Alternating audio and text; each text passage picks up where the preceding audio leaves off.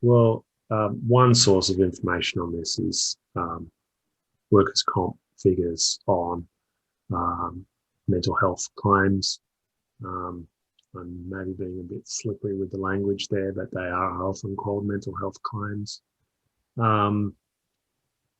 are about 9% of all claims and all serious claims in Australia in the most recent data set, which I think was 2018-19. So there's always a time lag in that data. It takes a while to get all the data together. So about 9%, I think that's the fourth highest category across all mechanisms of injury. Over looking at the trend, though, it is a category that has grown by almost 30%. I think it's something like 28% from 2000 to the comparison point in 2018-19, which is a huge increase.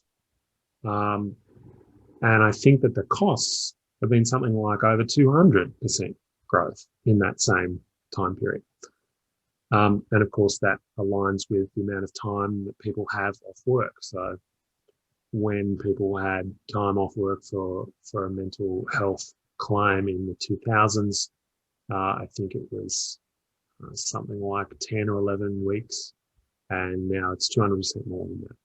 So it's going up in terms of the amount of time people have off work.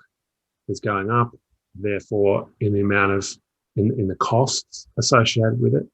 And it's highly prevalent among mechanisms of injury. So it's all painting a similar kind of picture that's all pretty bad. One caveat, though, on those data are that we shouldn't just rely on those data because they're really limited.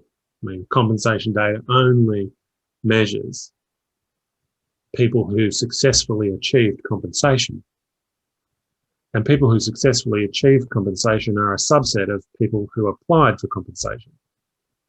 Yeah, that's right. And they're a subset of people who maybe should have got, maybe did have a negative outcome, a negative health outcome, but didn't apply or weren't covered by the compensation schemes.